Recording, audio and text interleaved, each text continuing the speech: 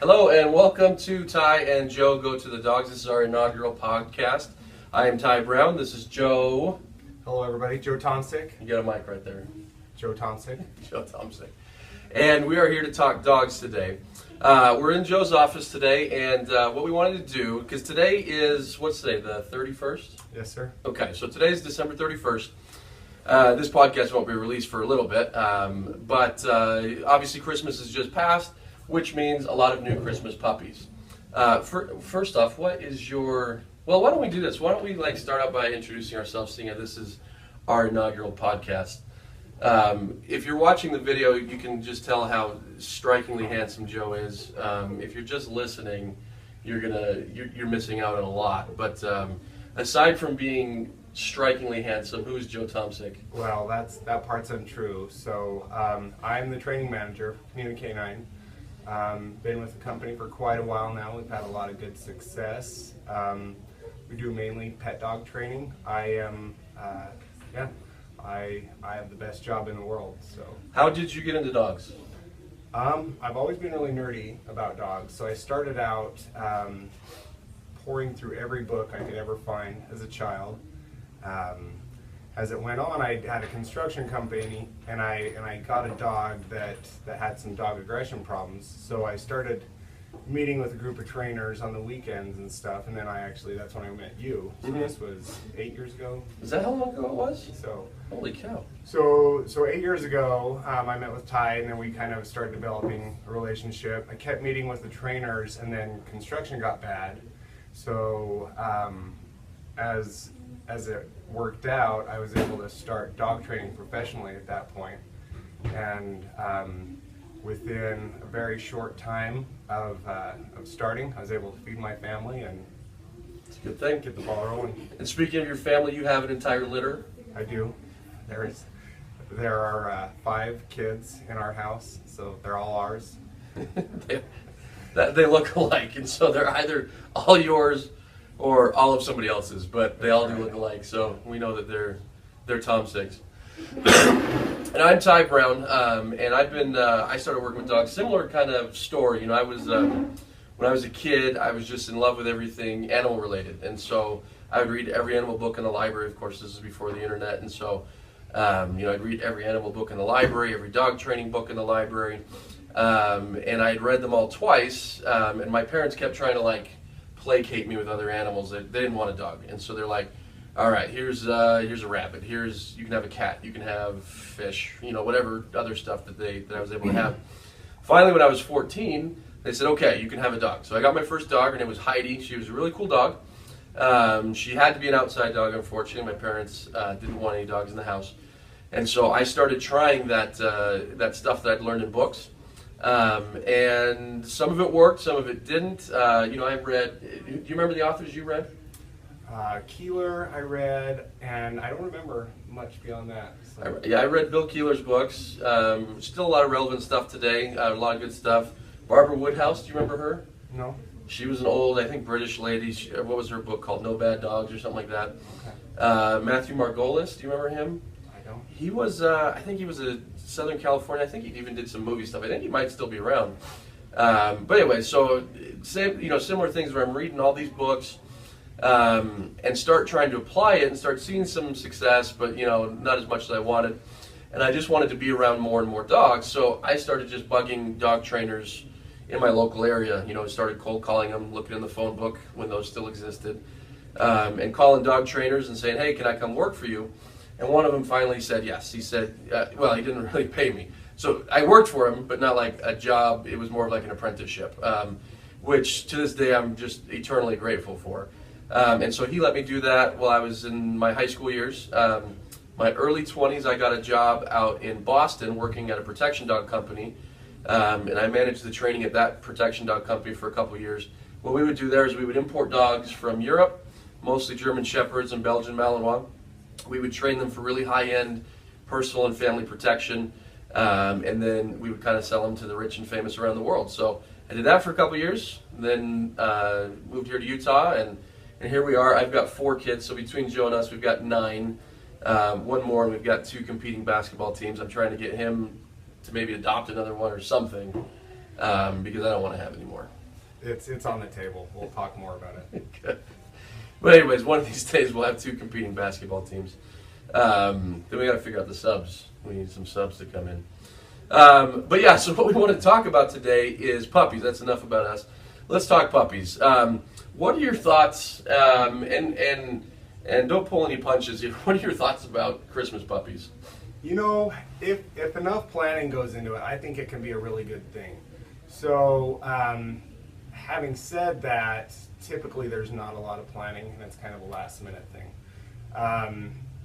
When a dog comes home, ideally I would like to give it a lot of attention, but to back up even before that, when I get a dog, I'm really careful about planning for it. So if it's an adult dog and I get it from the shelter, I really want to take time and do temperament tests and make sure that it doesn't have behavioral problems to begin with outside of normal manners issues. So I don't mind if a dog jumps or if they mouth or anything like that, but I don't want any really strong dog aggression or any really bad fear issues. So we can accomplish a lot with conditioning, but ideally I don't want to get into a big set of problems if I can avoid it. And then as far as puppies go, getting a puppy, the reality is if you're on a breeder's waiting list and you've really researched and found a great breeder that health tests and temperament tests and is really selective about their breeding, the chances of getting a puppy right at Christmas are probably very small. So to lower your criteria on getting a dog just to line up with a date can be kind of a bad idea. Yeah, and I was kind of thinking the same thing. And if you've gotten that Christmas puppy, this isn't meant to deride you. We'll really deride you later. We'll make you feel awful. No, I'm just kidding. But yeah, I mean, bringing a new animal into the house should be something that has a lot of thought going on into it.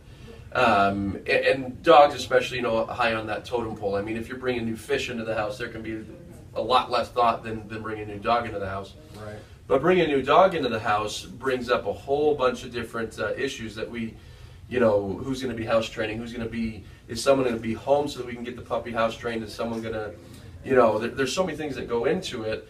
That yes, if you were doing all of your planning, it can be good. I also wanted to add one caveat. I think just giving it to somebody can be a huge problem because maybe you're all ready, but are they ready? Yeah. And so where I've seen it work is where like maybe a couple, a husband and wife, they plan it together and they know they're getting the puppy, and so maybe it's or the adult dog or whatever. So it's not like this surprise. Come Christmas morning, they're ready for that. But then the other problem that I see is that a lot of folks get it for their kids, and they say, "Oh, my kid's going to take care of it." And I always tell folks that your 12-year-old kid probably doesn't remember to take a shower, let alone feed a dog, bathe a dog, walk a dog, train a dog, supervise a dog. No 12-year-old kid supervises a dog like they should. They're playing video games and the dog's pooping over there. And so anyways, Christmas puppies can be a bad idea for a lot of reasons. If you've got one, that's where you are, and so now it's a matter of, all right, what do we do now? How do we get these dogs trained? So that's what we wanted to talk about today. When you're looking at a puppy, because you have a new puppy, right? Well, not new. How old is she now? 5 months. 5 months old. So you've had her for like 2 months? Yeah. So what are your main things that every puppy that you need to be on top of, need to be aware of? Well, with puppies, we have a critical window for a lot of things. So one, potty training, it's all about supervision. So people get really confused, and if they say, I have a dog that just won't potty train, generally it's a human problem more than a dog problem. Like if we're managing this dog properly and giving it all the focus we need, we're not running into accidents. So the nature of an accident is that it's a self-rewarding behavior. So when it happens, that means it takes a lot of undoing to bring you back to where you were before that accident. So the key is just don't have those accidents. Now, having said that, sometimes having an accident and catching a dog in the middle of it can be really useful in having the puppy not do that in the future. So that's what I've found. I always point out my own dogs. They're older now. One's 12, one's 10. But the 12-year-old, she had, I think, 3 accidents. But I was there. I caught every single one of them. and so that's all that she had. My 10-year-old, he had 2. So I can still remember there was 2 times I caught them both in the act, and that was it. So between the 2 of them, I had I can count on one hand the amount of times that they attempted to go to the bathroom in the house, and so. But it goes back to what you were mentioning earlier, that supervision. So like in our DVDs and when we work with our private clients, we go through a house training formula. There's 4 steps to that house training formula. And I can post some resources on the page show here regarding that. But the main thing, if you were to cut out all of those 4 steps and say which is the number one, all it really boils down to is supervising your dog. Yeah. And that's where everyone seems to give their dog so much freedom, so early in the game, that here you have this puppy that has no idea how to interact with your floor, your furniture, your kids, and yet is given the opportunity. And like you said, how'd you term it? Like it's self-rewarding behavior. Yeah. So they don't have to go out in the cold. They get the reward of the relief, physical relief of going to the bathroom, and yeah, it's they learn to sneak behind the couch and then come back and play. And even if it's not cold, even if we're not even referring to the cold, just going to the bathroom is relieving. So physically, there is a certain degree of reward that occurs when a dog goes to the bathroom, because he had this physical need. He went to the bathroom, and so he feels better.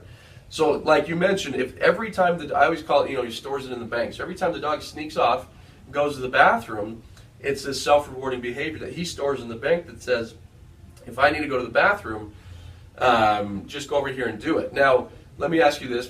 What do you tell people? Because one thing that people get really angry at, they get angry at their dog, and they say, well, he didn't tell me, he didn't bark, he didn't do that. What do you tell people like that? I say you really need to be proactive and learn their behavior. So the more you can take it upon yourself to learn about the dog, the better this is going to go. And that's just the reality. Dogs can't communicate. Human children can't really communicate that need until they're a certain age either. And it's just, to expect that out of a dog can be a little much. So when I see a dog starting to sniff around on the floor, or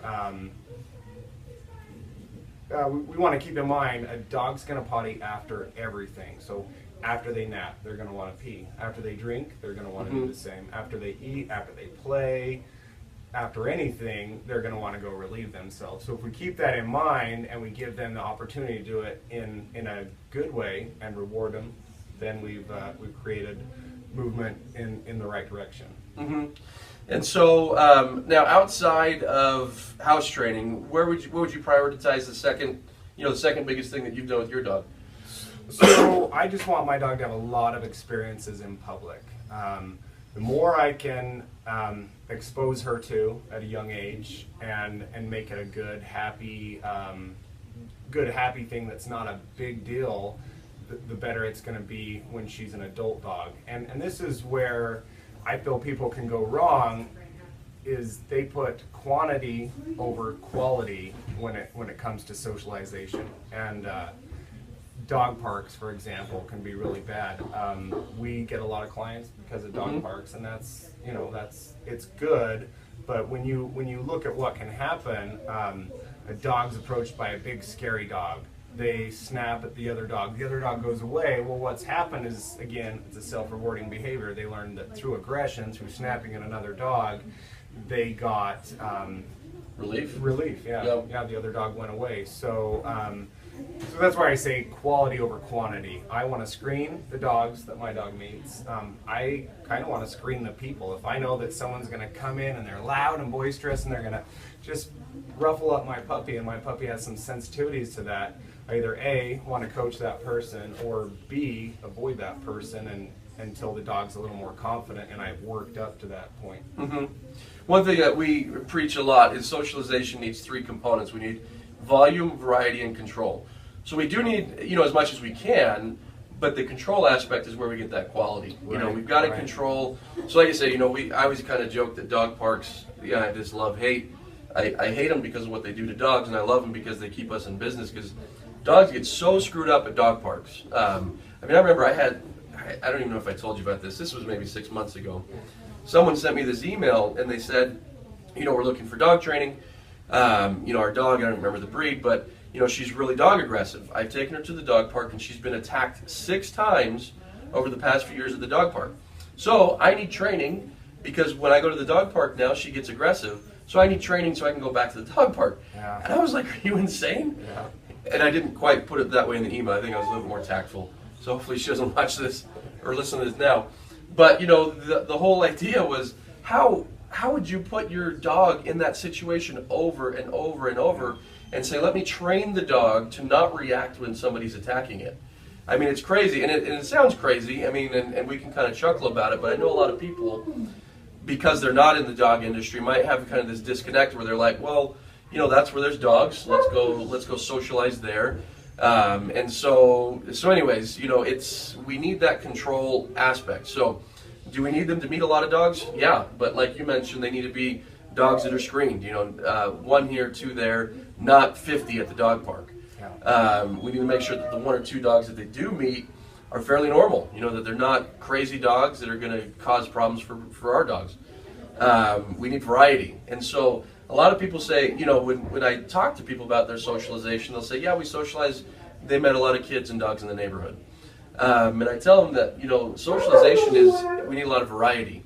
Meaning, not only do they meet people and dogs, but they need to meet tall people and short people and black people and white people and Mexican people and Asian people and people in wheelchairs and people in crutches and floor surfaces and stuff like that, right? Yep.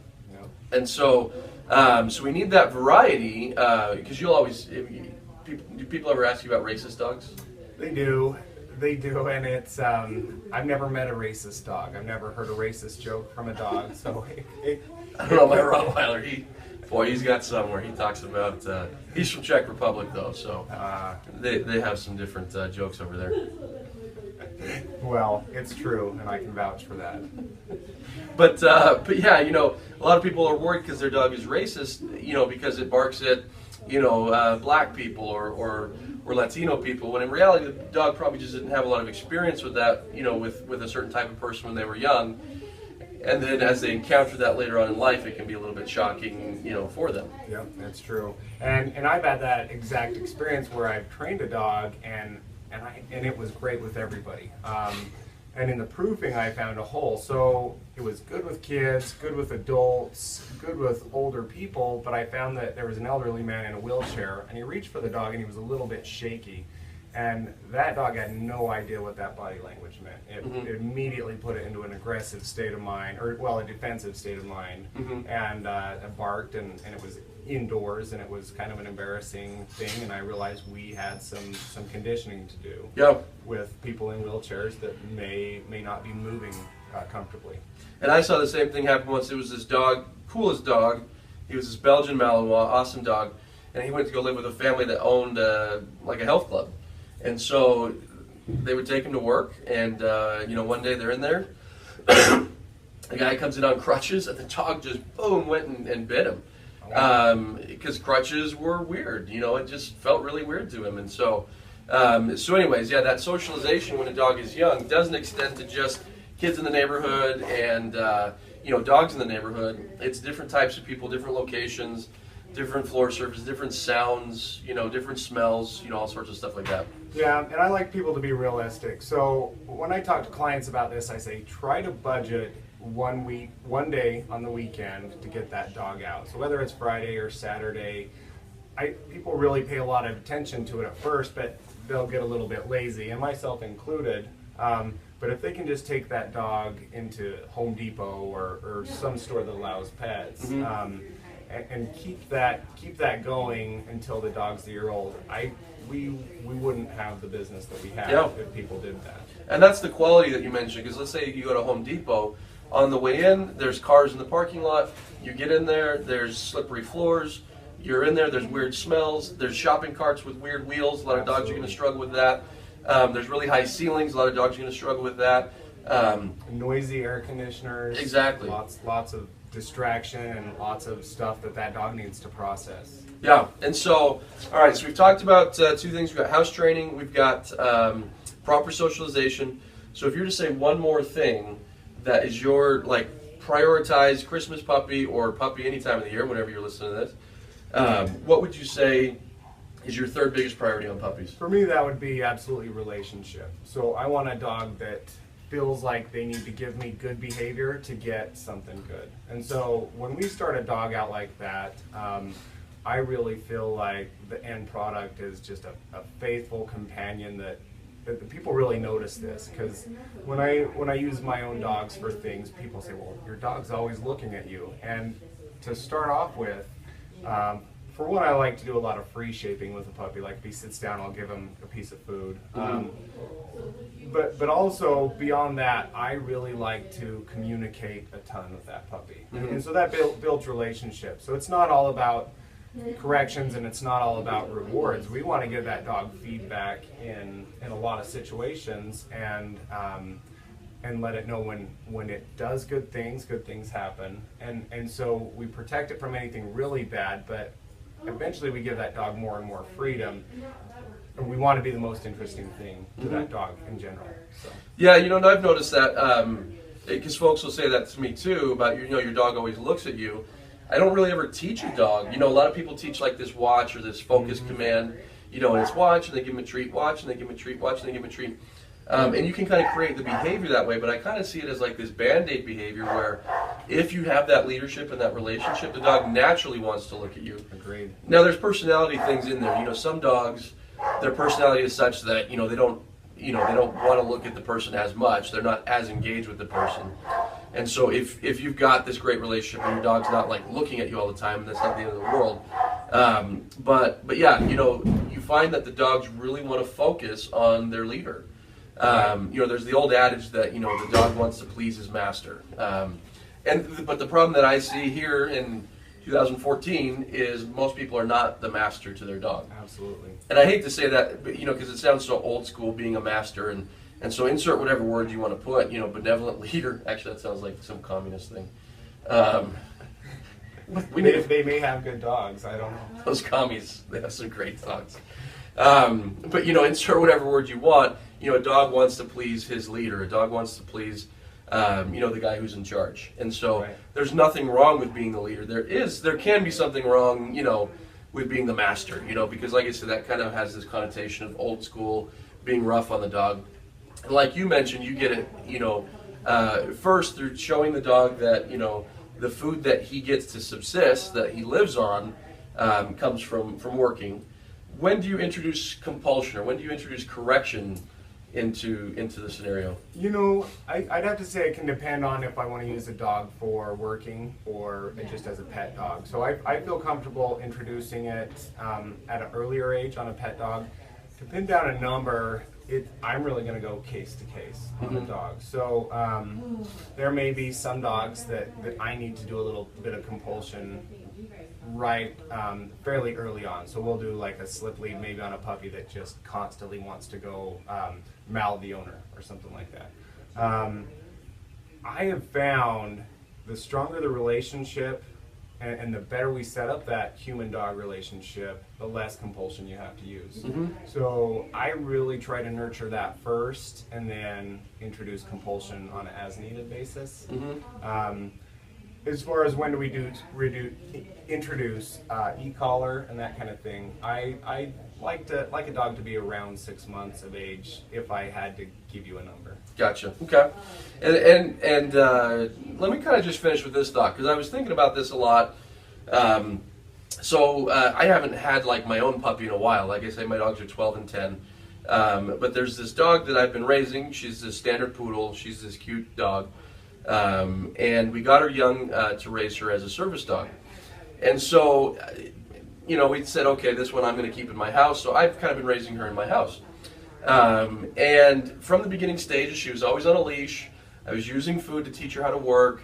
So there was corrections here or there. She was always on a leash. So if she'd jump on my kid, there's a correction. Or if she nipped, there's a little bit of a correction.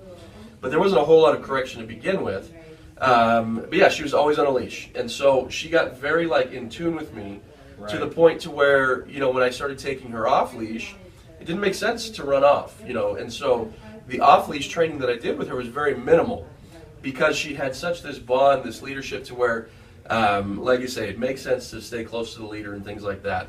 And so, like I say, this being one of the first puppies I've raised in a while, I kind of reverse engineered it and said, okay, what did I do because I didn't put in a ton of work to her obedience. I didn't put in a ton of work into her manners.